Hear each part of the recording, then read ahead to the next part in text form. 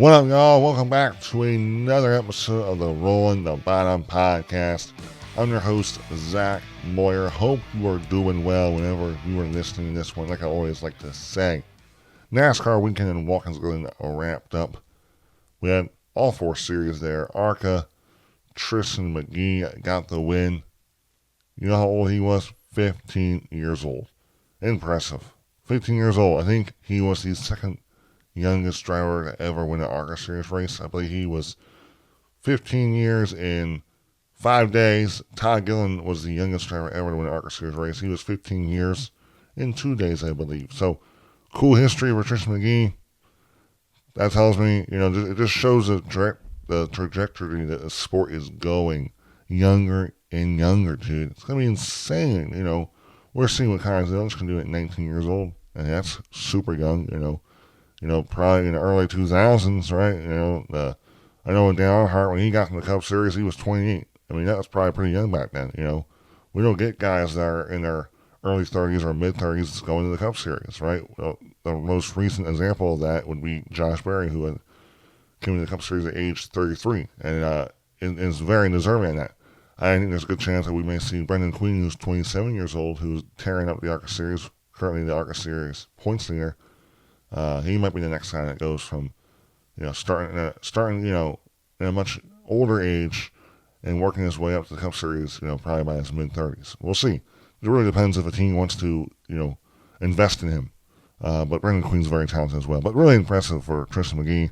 And then, the Air Truck Series race with Corey Heim, Xfinty Series race with Kyle Zillage, and then Cup Series race with SVG, dominant performance. We'll start off with the Truck Series race. Corey Heim gets his sixth win of the season, I believe. His sixth win of the season. What did he do? He led like 44 laps in this race. Long race. It was an hour, 2 hours, I believe, and 34 minutes. Let me see here. Yeah, massively long race. 9 cautions for 26 laps. I mean, there was a lot that got thrown at Corey Heim in this race. A lot of different strategies. I mean, Christopher Bell ran a great race in that 52 car subbing for Stuart Friesen due to Stuart Friesen, terrible accident. Was it 2 Mondays ago? Luckily, Friesen is out of the hospital. It's going to have a long way to recovery. Suffered a lot of broken bones. But it's great to hear that Stuart Friesen is alive. Hopefully he'll make a speedy recovery. I don't know how what the whole recovery process. I know how he'll go to physical therapy, but great run for Christopher Bell. But it went to after the first overtime, he didn't have enough fuel. He actually got past with Corey Heim there. We had a great finish though, this Truck Series race. I mean, Daniel Hemrick was right there. I'm not sure Heim was saving fuel, just lost a little bit of speed. I don't know, tire wear. I mean, Hemrick had all the chances to use the bumper those final 2 laps, but he chose to try to race Heim clean.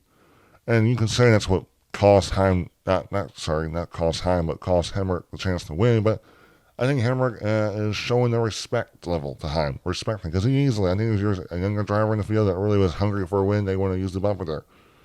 But Hemrick didn't. But it was a fun battle. I mean, the front race was a mess. I mean, 2 hours and 34 minutes.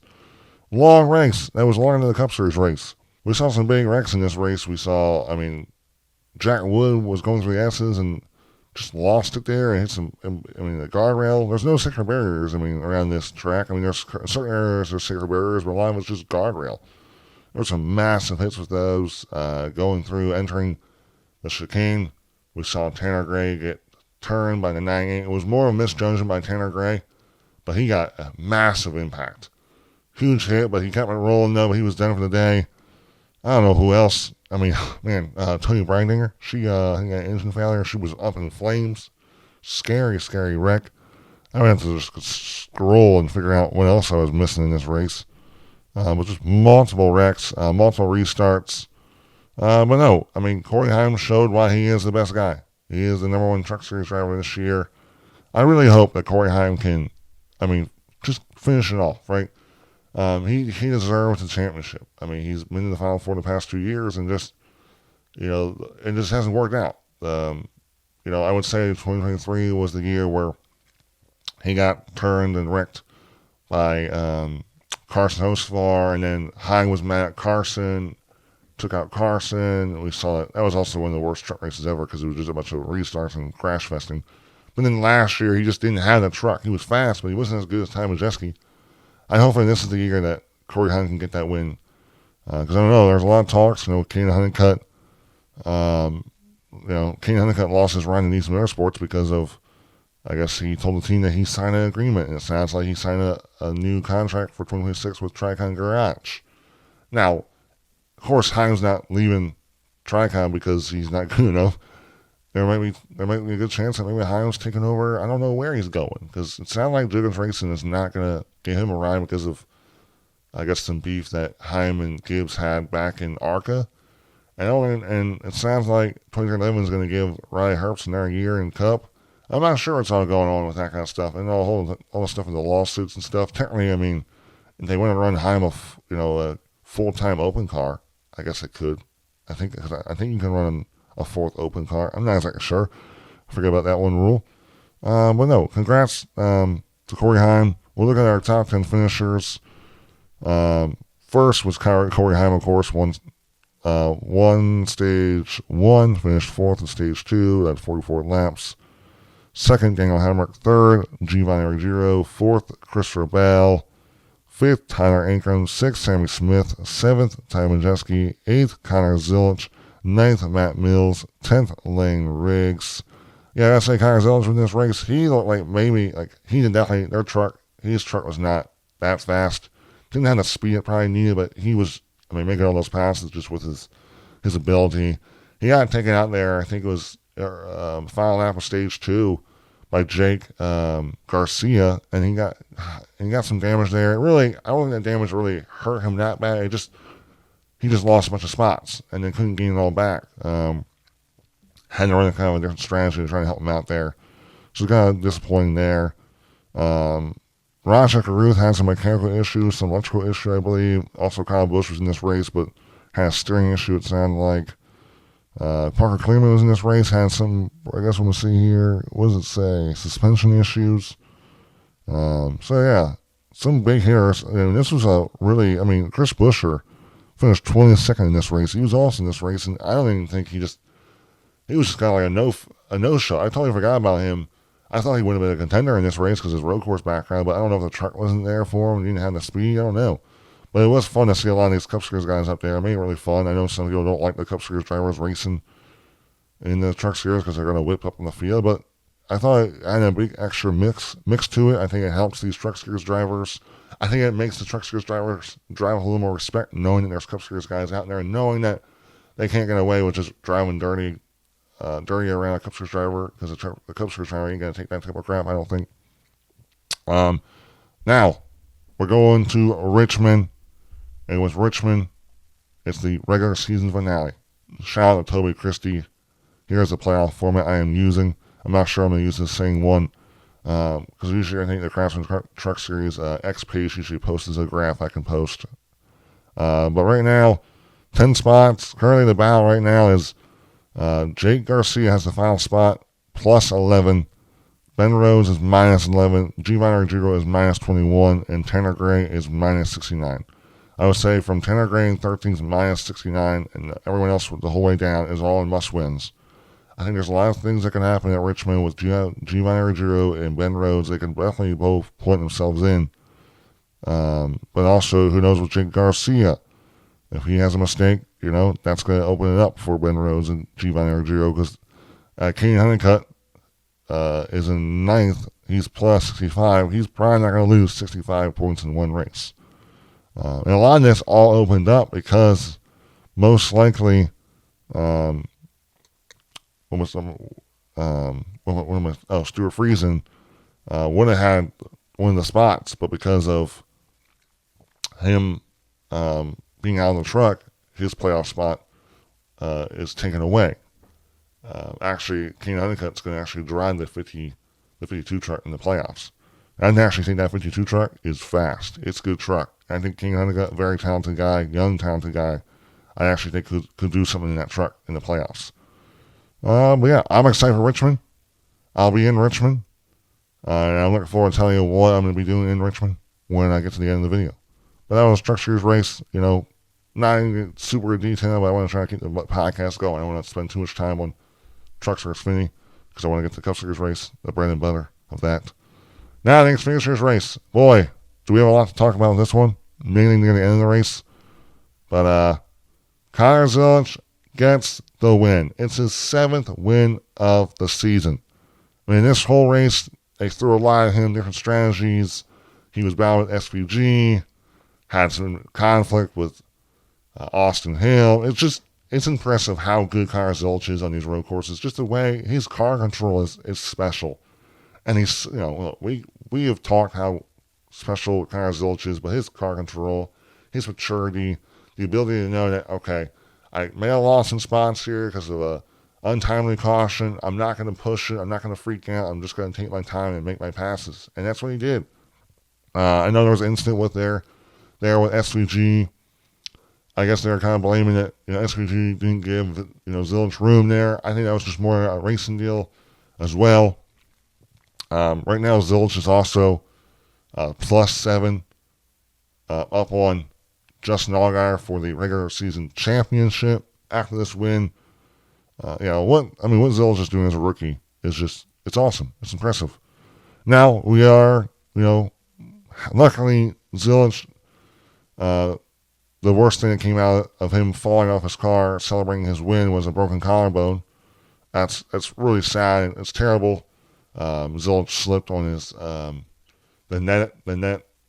safety net on his car. He said there was a little bit of water got on it. He slipped and got caught inside the car and fell hard. I mean, and the camera showed he wasn't moving there, and it was scary. And it just kind of killed the whole vibe.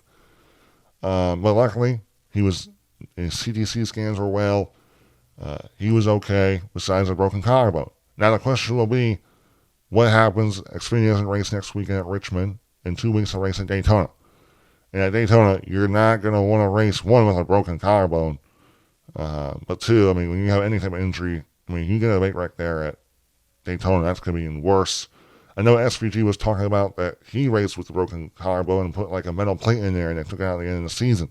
I'm not sure what, they're going to do. I know Zilisch said that they're going to talk to the doctors and see what the doctors have to say about this one. But congrats to Zilisch. Hopefully he gets well soon. It's going to be important. It's going to be important that he races, because if he wants to try to keep this regular season points lead, he's definitely not going to want to miss a race. But congrats to him on the win. Now, look, guys, this race was, it was chaotic. Really chaotic. Zilisch did a great job holding off there. The final restart there, it was side-by-side with his teammate Sammy Smith. And Sammy Smith had a good restart, but then once Zilisch in turn one, Zilisch was so good in these braking zones. He would just outbrake everyone. That's why he was just so much better. It's impressive how good he is, right? I know I gotta stop, gloating on him, but I'm just amazed. Now look, Austin Hill. One time Austin Hill, they interviewed him post-race. It was the first race back for Austin Hill after his suspension. They interviewed him, and he said he's a hard-nosed racer, and he's not going to try to change anything, which is fine. We don't want, as fans and media people, I don't think anyone wants him to change. We like what he brings. Now, of course, fans probably don't like him for some of the stuff he says, but, it's not, he said he wasn't going to change, and he certainly did not change in this one, because my gosh. One, he gets in the back of Zilisch, pushes Zilisch up the racetrack, takes the lead. There's a caution. Zilisch goes up and shows his displeasure. And then we have another restart there in stage 3, and Zilisch does his magic, making moves here and there, making passes on Austin Hill, and then making it down. And then we're going in turn 5 around the carousel, and Austin Hill feels he has a run on the number 11 of Michael McDowell. They used the excess payment, and it really just looked like Austin Hill hooked the 11. The 11, he gets hooked, goes to the outside wall, and then to the inside wall, and then cars trying to miss him. He propels like a slingshot back and forth. Cars trying to miss him. There was a smoke. Cars in the back got destroyed. I saw Ryan Ellis' car. His window shield was caved in. Scary, scary stuff. Massive wreck, man. It was scary. We've seen a lot of wrecks there out of that carousel because of just that blinding turn, that high speed area, that where that extra payment is. There used to be just grass there, and we saw some massive wrecks when there was grass there way back then. And look, I will say, I don't think it was intentional for Austin Hill. I just think he felt like he had a run there. I think he realized McDowell had a run there then, and he was trying to get behind McDowell, but he just clipped him. I mean, scary wreck, though, for McDowell. I mean, McDowell said he was mostly okay, had a little soreness, but it was a scary wreck. Now, look, I don't think NASCAR is going to do anything about it. I think it's a racing deal, but maybe they will. I mean, look, all we know is that Austin Hill is not going to change. And he's creating a lot of havoc, and he's probably pissing a lot of drivers off. I just, I think NASCAR just needs to make sure that, they can't let it get out of hand. I do think, like, reckless driving, like, you can easily give Austin Hill a reckless driving penalty. It doesn't have to be a suspension, just a warning that, hey, we don't like the way you're driving. You get a little out of hand. I'm not claiming that's what he was, but, I mean, he gets in the back of Zilch, and then he goes and does this, because that was a serious, one car, I think the 10 car of Daniel Dye the back of the car he got airborne. Just scary stuff. But I will say, as a fan, it is entertaining. I would hate to be a driver racing around him. And I hate for the drivers that were in that crash, but it was. Hill does make it entertaining every Saturday for us because he brings a lot to the series, some good, some bad. I'm trying to think what else was in this race. Sam Mayer finished second. Good run for Sam Mayer. That's good. Sam Mayer, he's been good all year, but just hasn't found the wins. He won at Iowa, second place this race here. He's a really good road racer. Third was Sammy Smith. Fourth, Austin Hill. Fifth, Carson Kvapil. Sixth, Justin Allgaier. Seventh, Austin Green. Eighth, Christian Eckes. Ninth, Brandon Jones. 10th, Harrison Burton. 11th, Kaz Gralla. 12th, Brandon Poole. 13th, Dean Thompson. 14th, Justin Love. 15th, Jeremy Clemens. 16th, Jed Burton. 17th, Daniel Dye. 18th, Taylor Gray. 19th, Stephen Parkinson. And 20, Austin J. Hill. If Daniel Dye was the one that actually got in the air there, wow. Because he finished 17th still. Justin Allgaier won stage 1. Zilch won stage 2. If we look at the regular season points battle, right now, Connor Zilch has a 7-point lead over Justin Allgaier. And that now, it's really going to come down to what Zilch does. Does Zilch stay in the fight here and try to, get himself in a position where he can maybe race with a broken collarbone? Now look, Connor Zilch is 19 years old. I assume your body heals a little bit quicker for being young. So we'll see. I don't think it'll be fully healed in 2 weeks. But that's going to be interesting, man. Those are big. Zilch already has, it says Zilch has 36 playoff points already. You add on an additional 15, that is a massive gap. That might propel Zilch the whole way to the round of 8 automatically if he just runs top 10 every week. Or even top 15, man. I feel like I'm missing stuff in this Xfinity Series race. I'm not even sure what else we're going to look here. I feel like I'm missing stuff. I didn't really get too much into the whole strategy of the race. Well, I did, but that's kind of what this race was. Well, okay, hang on. Yeah, I did kind of talk about the SVG thing. There was an untimely caution there where SVG pitted, and then there was a crash with Sheldon Creed. He got turned by Parker Retzlaff. A misjudgment there, but it definitely looked egregious, like the Ford did come up into Sheldon Creed. And it was a big hit. Sheldon Creed was tore up. His day was over. And then what that caution did was then put SVG, because he just pitted, and you don't go a lap down at Martinsville because it's a 2.4 mile track. He was able to take over the lead. But SVG just did not have the speed. It's a junior motorsports car, but he just didn't have the pace. I don't think it was like SVG just didn't have the driving ability. I just don't think he had the pace in the car. But he did an incredible job holding off Connor Zilch there. Multiple laps. Zilch is right there. But also, teammates, I don't think Zilch really wanted to race SVG too hard. But we talked about the incident with Zilch and SVG. A lot of people, I first thought it was Zilch's fault because, Zilch just came out and took him out. But I guess, SVG should have gained Zilich a lane. They were both, sideways, both coming outside that curbing.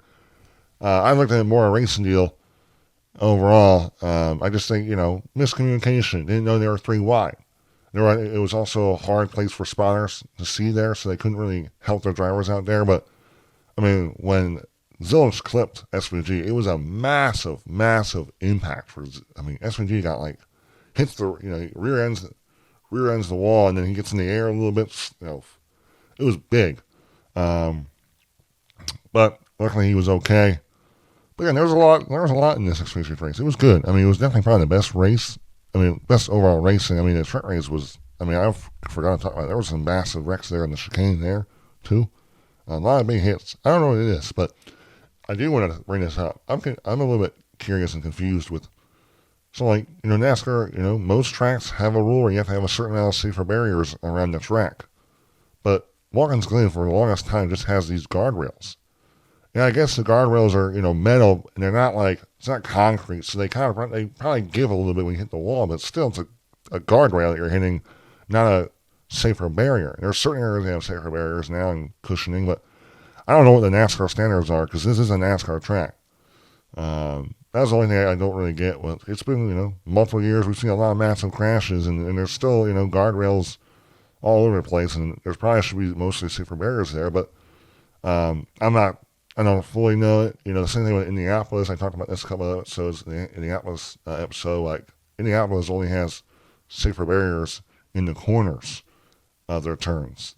They only have them on the straightaways. I think they have safer barriers in the inside backstretch wall. They only have safer barriers in the inside wall on the front stretch. So I don't know. Some of these standards, most tracks have safer barriers, but they don't have the whole area on the track. There's areas that are exposed, which is a little bit strange to me. But I don't know the full rules and what the standards are for all tracks.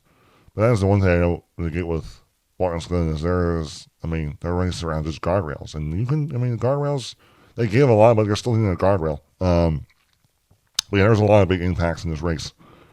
But, we keep moving on here. The Xfinity Series point standings, Carson Kvapil is with, I believe, 3 races left. It'll be Daytona, Portland, which is a road course, and then we go to Gateway. Carson Kvapil has a plus 112. Well, Carson Kvapil is 9th. He's the first driver, highest guy in points without a win, and 9th. He's plus 112. Shannon Creed is 10th, plus 77. Tanner Gray is plus 76, 11th. And 12th is Harrison Burton, plus 30th. Jen Burton and Ryan Seed, they both just didn't have solid days. I know they had issues. I think Jen Burton, I don't know, some strategy got off sequence. I know Ryan Seed went for a spin. I'm trying to see where Jen Burton finished in this race to try to help me out here. Jen Burton finished 16th.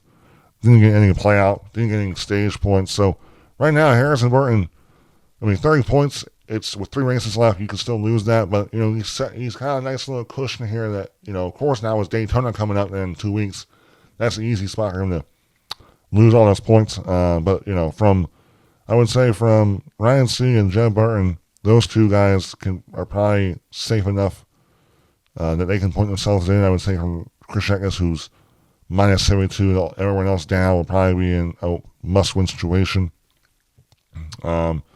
But yeah, we see how this all plays out. You got 3 more races, Daytona, you got Portland, you got Gateway, all 3 different tracks. It's going to be fun to see how those all play out. But overall, congrats to congrats to Kyle Zilich. Hopefully he gets well soon. But yeah, Daytona is going to be fun. That was the Xfinity Series race. Those are my thoughts. We move on to the Cup Series race. Boy, oh boy, was this race, only 2 hours and 10 minutes long. It was the shortest race on the weekend. And some fans are calling this race the most boring race they've ever seen. And I'll be honest, if we're going to talk about the most boring race, which I didn't think this race was boring. I get it. We're going to talk about it. We know what this next-gen car is at road courses. I would say that 2023 Walkin Glen race was probably more boring than this Walkin Glen race. No, whoa. Yes. If you're going to talk about a race being boring, I would call the 2023 race more boring than this race. But I didn't find this race that boring. 2023, I think there was only 1 caution. That was for Chase Elliott, I think, running out of gas. That race was, straightforward. That was pretty much just dominated. No passing, no nothing. This race, there was a lot. I mean, there wasn't many cautions. I think there was, what? Let me see. There was three cautions, only one for a debris caution. The rest were the stage cautions. There was a lot in this race. There was a lot of drama. Crew chiefs, drivers arguing. Ty Gibbs, Chris Gabehart. Chris Gabehart is the competition director at Jugga's Racing.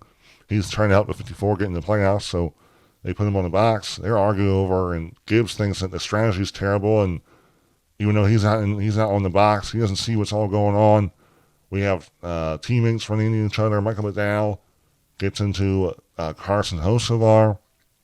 We saw Daniel Schwartz get into Kyle Busch. We saw the 1 get into the 19. We saw the 11 get into the 8.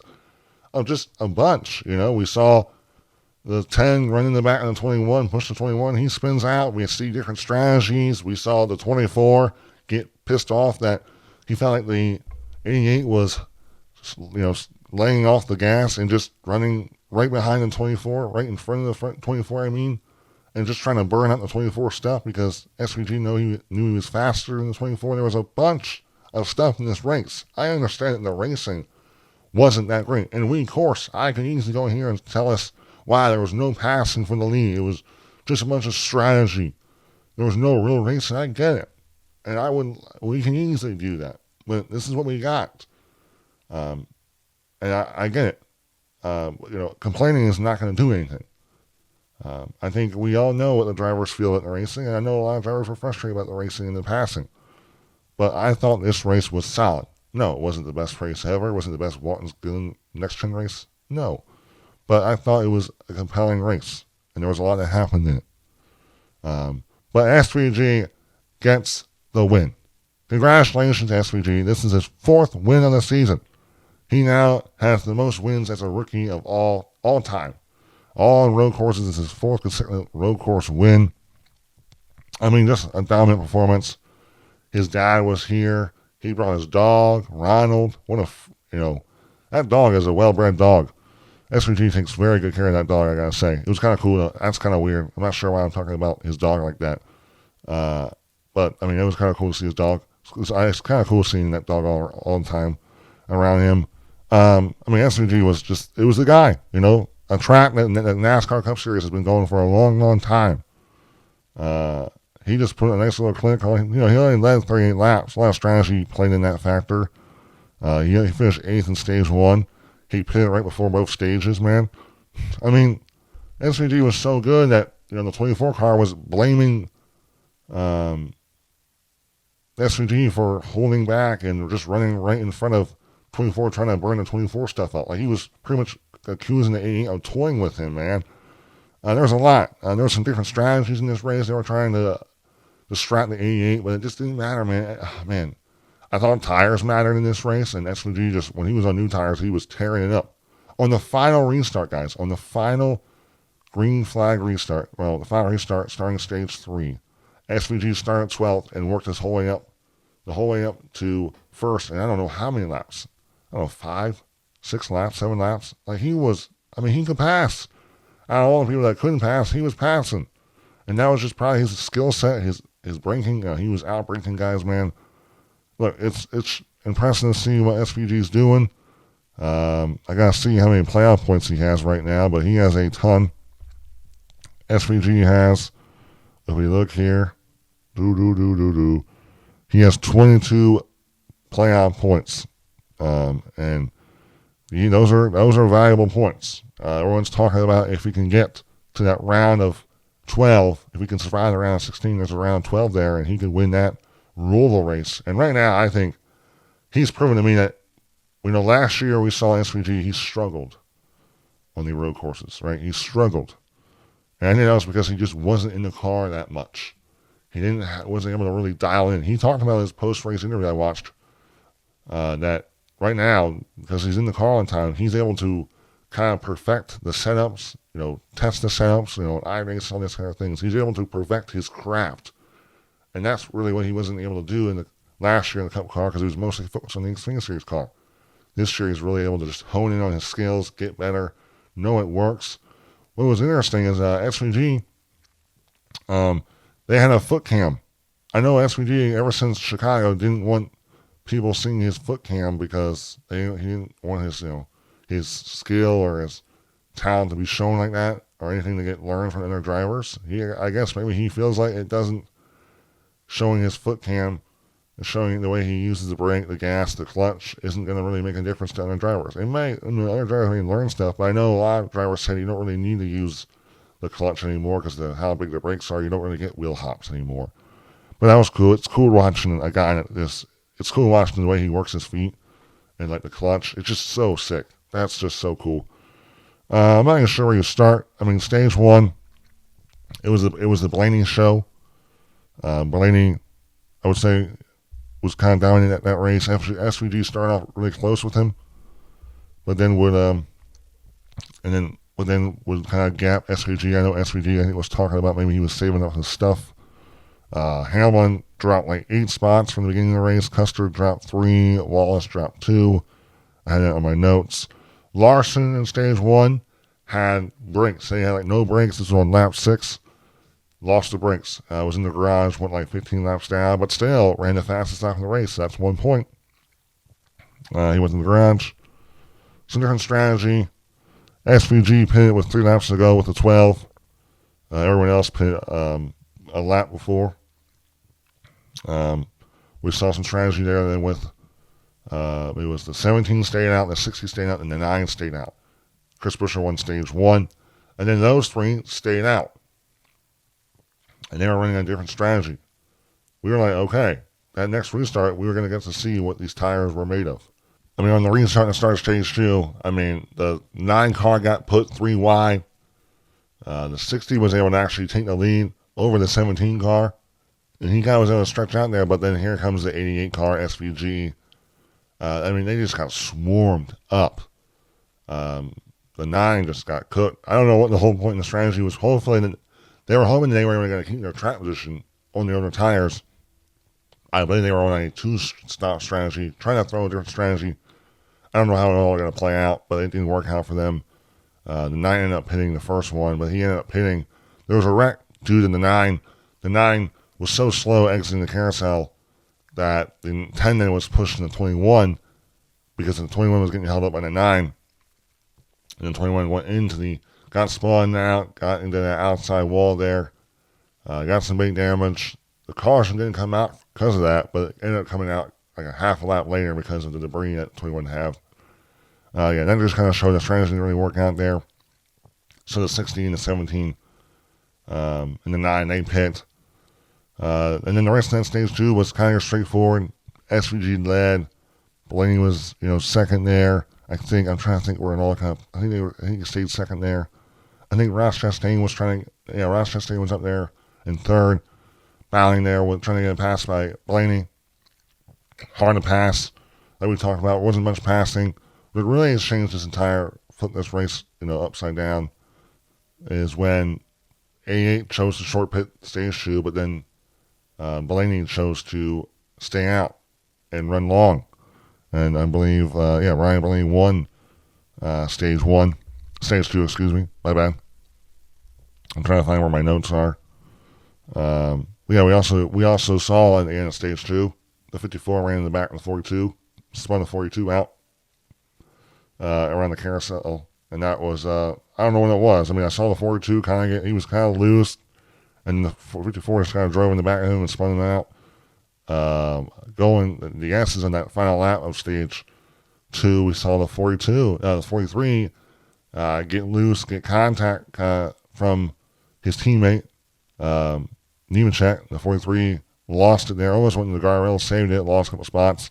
So a bad little sequence there in the final lap of stage 2 for Legacy Motor Club. Let's see here. The stage 3 pit stops. AJ Allmendinger pitted. 6 pitted, 35 pitted, the 47 pit, the 43 pitted. The guys that stayed out then were the 12, the 24, the 20, the 54, the 60, the 9, the 99, the 17, the 11, the 45, and the 88. Well, the 88 technically did stay out, my bad.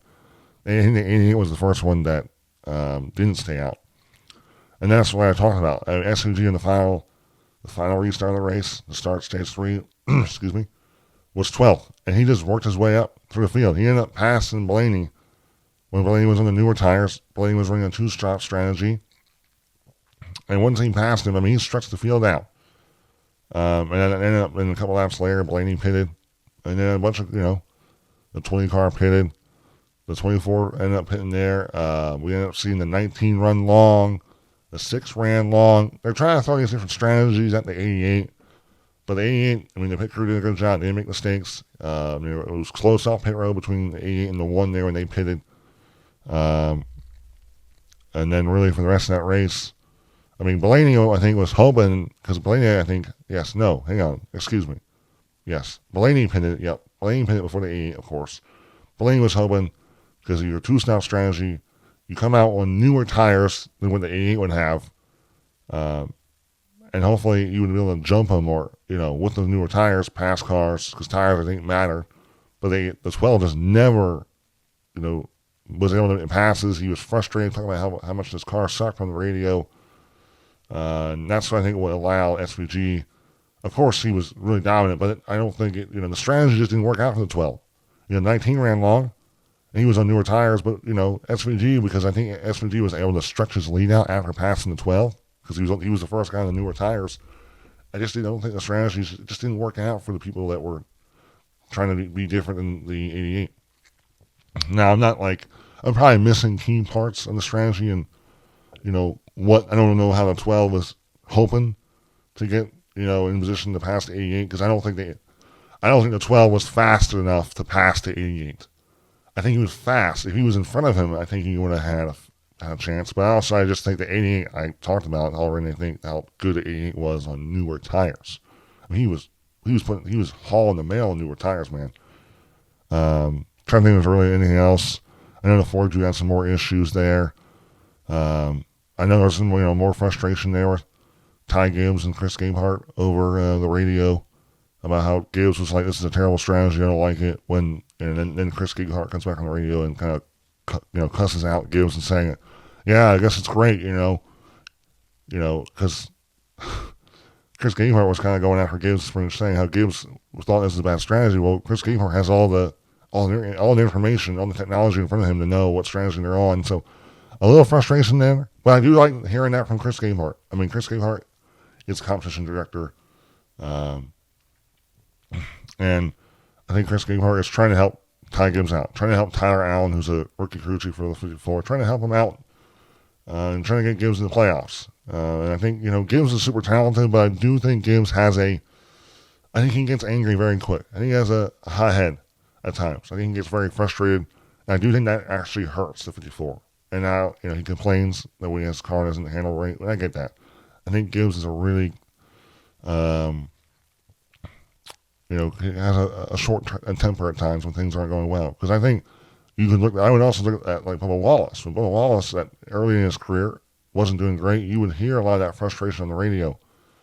But now, I mean, look at Bubba Wallace. I mean, since his win at Indianapolis, 2 top 10s. He looks like he's having fun. I think that win definitely helped him out. But yeah, not going great with that 54. He's going to need a win to make the playoffs. If we just keep scrolling here, SVG ended up winning the race. I know the 77 got spun by the 71. Just trying to see if anything else, stinks for Brad. But Brad, he was the last one to pit. He was leading the race, ran long, maybe hoping for that caution. Didn't get it. He pitted, but he was moving. I think he was in the mid-20s when he came out pit row, and then came up to 13th, I think, and then he had a flat tire. Tires were a factor, I will say that. I think Goodyear, we got to give Goodyear a little bit of props here. I think they're coming out, they're making a little bit better of a tire. I think tire wear matter. We saw, what we already talked about, the start stage 2, we saw a different strategy with the 6 and the 17 and the 9, hoping to try to keep their track position on older tires, and they got swallowed up quick. So I think the tires are getting better, especially on this road course. I think this is either the same or a newer tire for Walkin Glen. So I gotta give kudos to Goodyear coming out with a tire that wears, which is we want. We want tires to wear because that adds comers and goers, different strategies. So that was really good. But yeah, guys, I do want to say, what SVG is doing is just super impressive. I mean, SVG signed a new multi-year contract extension, And there's a reason why they signed that multi-year extension, because of things like this. The way he dominated, the way he just, it's amazing. I mean, he's now he's the first driver to win 4 races as a rookie. I mean, it's impressive. And he's also, I think I saw a stat, if I could scroll here. Where is the stat, if I can find it? I might have not found it. Joseph Stringley, winning Sunday's Gold Ball at the Glen by 11.1 seconds. SVG becomes the first driver since 1979, 46 years ago, to win multiple road course events with a margin of victory of 10 plus seconds. He's the first to do that. I don't know if there's any other stuff I know. I was seeing some stuff that he was like one of the first drivers to win multiple races, I don't know, as a rookie after the age of, I don't know when it was, after the age of 34 or whatever. He's breaking some records, guys, breaking some stats. It's cool. I like SVG. It was cool. The fans were really energetic with SVG. That was cool. His dad was there. I know it's been a little rough time for SVG. I know he lost his mother. I know his dad had, I guess he talked about it, his dad had a blood clot, couldn't travel. I know his dad's going to be in the next 3 races, this race, Richmond, and then Daytona, So really cool. I think SVG and the fans are liking him. It's cool to have a guy, a driver from New Zealand, a foreign driver. Hopefully those fans from that other country are supporting him. So it's just great to have SVG in the sport, and it's really cool. I hope fans are appreciative of what SVG is doing. I understand the racing and how hard it is to pass. It's not fun for drivers. I don't think they like that. I don't think it's fun for drivers, of course, but also I understand why fans get upset about it. Let me keep here. I guess we'll go to our top 10 finishers and kind of talk about some guys here. So Shane Van Gisbergen wins the race, leads 38 laps. Only got 6 stage points because he short pit both stages. Second, Christopher Bell. Christopher Bell has a solid run there. Good run. Strategy worked out. May have passed there late on Chris Buescher. Chris Buescher, good rebound. Look, the strategy didn't really work out for Chris Buescher, maybe, but also I think it did. I don't think he was going to beat the 88 there. Starting off stage 2, not great, lost a bunch of spots there, but come on third. He's still above the cut line, going to Richmond. Fourth, William Byron. William Byron was the one that was actually running second after all the pit stops to SVG, and he was right there on SVG. But then, SVG or William Byron was accusing SVG of laying back towards him to try to burn up the 24 stuff. I'm not sure how true that is. If he was, I feel bad for William Byron. But still a good run for William Byron, of course. Fifth, Chase Briscoe, good run for him. Ryan Blaney, sixth. Ryan Blaney I think Ryan Blaney, he was probably the number 2 guy to SVG, but the strategy of, doing 2 stops, I don't think worked out. He got behind, a bunch of cars, couldn't pass the cars, was frustrating because of that. But still took home a stage win. Those are valuable. A playoff point's important. Then 35 laps, still good stuff to take away from this win. Seventh, Daniel Suarez. Good run for Daniel Suarez in top 10. That's good. Now, of course, Daniel Suarez is going to need a win. You got Richmond or Daytona to make it into the playoffs, but still a good run for him. 2 top 10s here for 2011 with Michael Jordan in the building. 8th for Bubba Wallace. 9th for Tyler Reddick. Good runs there. I will say, though, guys, Bubba Wallace has a win. Since then, he has 2 top 10s. But for some reason, man, Tyler Reddick is just not having the speed, man. I don't know what it is with Tyler Reddick. I don't know what it is with 2311. I mean, he's fast. He's going to be in the playoffs, but he just doesn't have that championship caliber speed. And I don't know what it is, man. I really don't believe in the whole lawsuit distractions. I don't think it as a factor. I think those guys at 2311, they're just focusing on racing. I think a lot of that lawsuit stuff is behind the scenes. Of course, they're thinking about it. Of course, I know maybe it does become a distraction for some of the employees, knowing that they don't know what the future of 2011 is with this whole lawsuit. But yeah, 2011 just hasn't had that raw winning speed. And I'm not sure why. 10th is Ross Chastain. He was another guy a factor in this race. 11th, AJ Allmendinger. A good run for AJ Allmendinger. I know there was, I think it was stage 2 when AJ was supposed to pit, and then I guess he missed the cue and drove past pit road. I don't know if that screwed up their strategy, but definitely stinks to have that miscommunication there. 12th is Eric Jones. Good rebound after having issues there in stage 2. 13th, Ryan Preece. Ryan Preece was a factor in this race. He actually got 13 points. That's valuable to him. He's right below the cut line.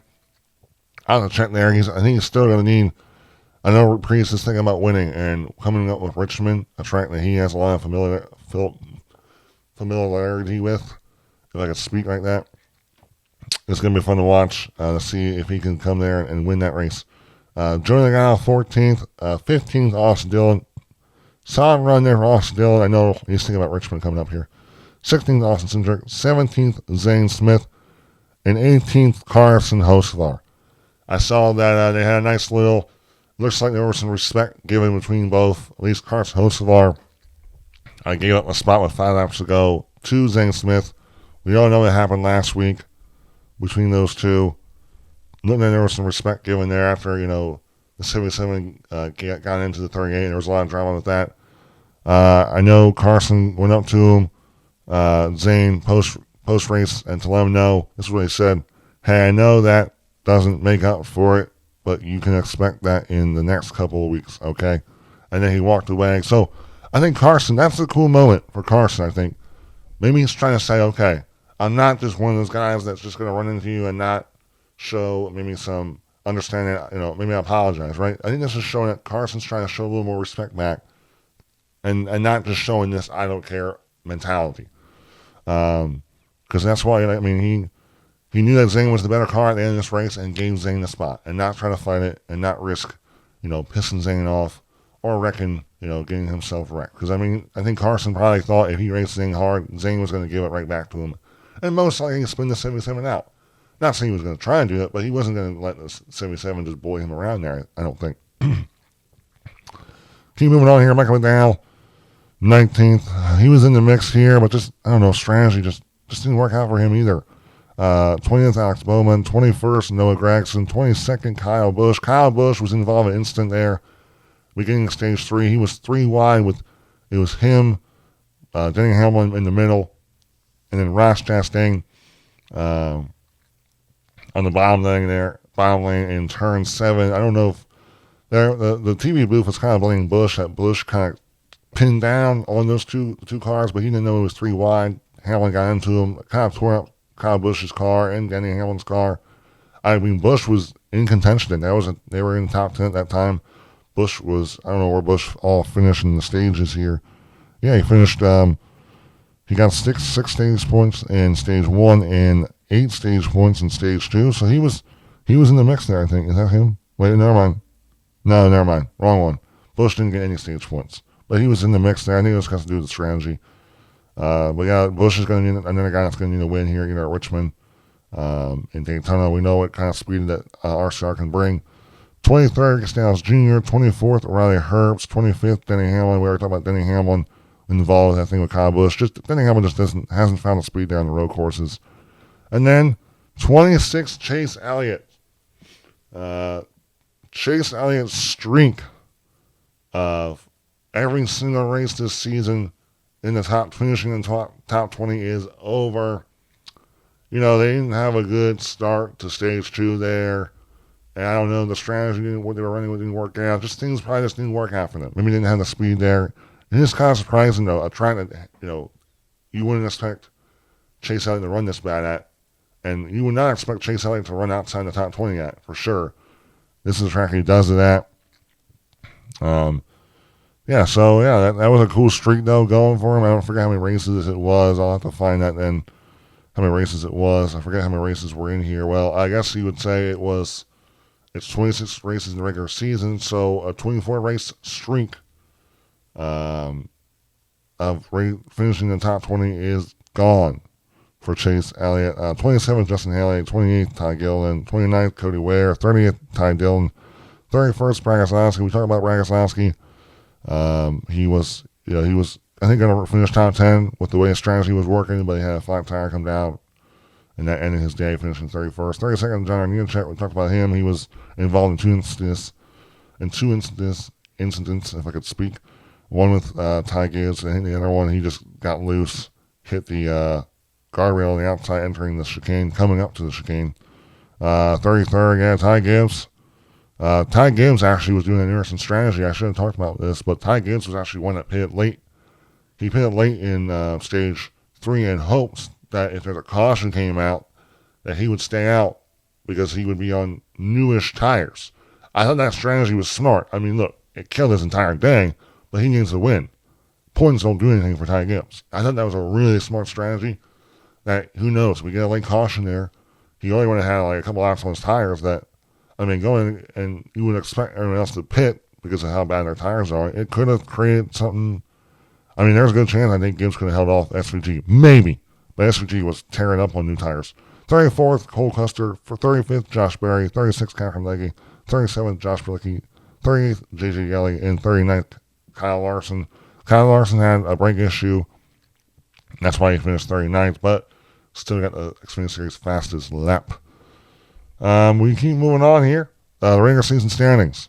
William Byron has a 42-point lead over Chase Elliott.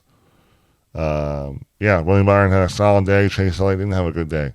And then Denny Hamlin's in third, minus 81. I really think it's going to come down to Chase Elliott and William Byron. The rest don't have a chance. I think it's just going to come down. I really think, William Byron, if he goes and has a solid day at Richmond, and even if Chase Elliott has a good day, it's a 42-point gap. They run within each other. I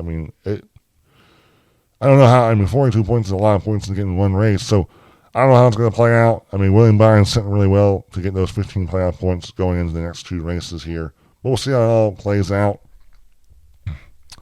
We look at the playoff standings. This is starting to shape up more easily for what the guys that aren't in the playoffs have to do. Tyler Reddick is plus 17. He's mostly, after this weekend coming up here, I don't know if he's locked in or not in the playoffs, but after Richmond, if he stays plus 100, he'll lock himself in with a spot. Alex Bowman, plus 16. He's still in a zone where he could be threatened to, Alex Bowman, if a new winner wins and he gets bumped down to 16th, then that's where it's going to be a nervous wreck for all those Alex Bowman fans going to Daytona. Chris Buescher is plus 34. And then Ryan Preece is minus 34. And then the rest of the guys, Kyle Busch, minus 102. It's really a must-win from 18th on back for any of those drivers. Brad Keselowski, Carson Hocevar, Ty Gibbs. But Ryan Preece and Chris Buescher, teammates, man. Richmond is going to be, I think, very fascinating. It's all going to come down to, does Ryan Preece have the speed? Is he bringing a fast rocket ship? Look, Chris Buescher has won here. Brad Keselowski led laps here. I think it's going to be a strong track for RFK. They were fast in Iowa. Iowa's kind of shaped like Richmond.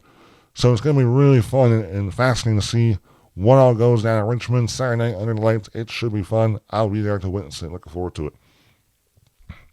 I do want to bring up some stuff, some little small stats here. This season, Jeff Clark highlighted. Joe Gibbs has 8 wins this season. Hendrick Motorsports has 6 wins this season. And Trackhouse Racing has 5. It is crazy that Trackhouse Racing has 5 wins. 4 of those are all because of SVG on road courses. Just the road courses, right? Ross Chastain got that one oval win. Team Penske, man. I don't know what it is with Team Penske, guys. I'm convinced, guys, that Team Penske is not showing all their stuff. We already know this. We'll talk about Penske's struggles, right? Oh, man, they're not showing their traditional self. I believe when the playoffs come around, it's just all going to, Gateway's coming up. Gateway's in the first round. They're really good there. Penske's really good at Gateway. I expect a Penske to be right there at Gateway. I expect Penske to turn up in the playoffs. I think they're just kind of holding back. Look, we saw what Ryan Blaney can do, but Cinder was somewhat fast. Joey was irrelevant, right? I really do believe they're saving their stuff up and not showing what they're really capable of until the playoffs. That's just my opinion. And 5th, it's 2311 and Wood Brothers are tied. Really, only 4 teams have won the races this year. And 3 of those teams are your top teams. But Trackhouse is number 3 this year. So your bigger teams are the ones that are winning most of the races this year. It is still kind of crazy, though, with this next-gen car. We talk about the parity of this car. You still only have 4. You still only have, 6 teams that have won races this year, which is crazy. But yeah, guys, I think that's the podcast, guys. I think that is the podcast. I hope I'm not missing anything. I'm probably going to miss something, right? I don't know. Well, that's the podcast. Really, congrats to Corey Haim. He got the regular season championship. He'll get his trophy next weekend at Richmond. That's going to be fun to watch in person. Hopefully, Kyle Jones can get some, have a speedy recovery. I don't know what his timeline's going to be like.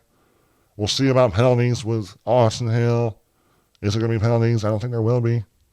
And then coming into Richmond for the NASCAR Cup Series. I'm excited, guys. And why I'm so excited for Richmond is because got some exciting news, guys. If you didn't know, at Pocono, I got a media credential pass for the first time ever, and it was one of the coolest experiences of my life. It was the most fun I had at a racetrack, and the most nervous I was at a racetrack because I was just so uncomfortable. But guess what? We get to run it back. So this weekend I'll be in Richmond, not as a fan, but as a NASCAR media member. I cannot wait, guys. I am fired up. I'm going to be getting down there, traveling down Thursday. Going to be staying at a little hotel. Going to get the full experience. I'll get the opportunity to ask driver questions, some playoff guys questions, just be in the environment, if I can speak.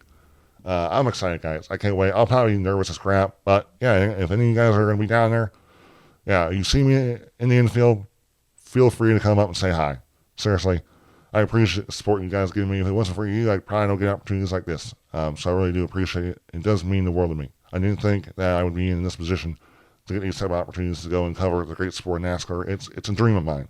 Okay, I love NASCAR to death. It doesn't matter how bad the racing may be or what NASCAR chooses. I'm always going to be watching it. So I'm excited to go check out Richmond. Night racing, trucks, Xfinty. Trucks on Friday night, Cup on Saturday night. Man, looking forward to showing all down. Showing all down, it makes no sense. Looking forward to witnessing it all this coming weekend. But overall, guys, hope you guys enjoyed the podcast. We'll see you next week live from Richmond. Hopefully, I'm trying to do a live podcast at Richmond, but we'll see. Have a good week, Al. Goodbye.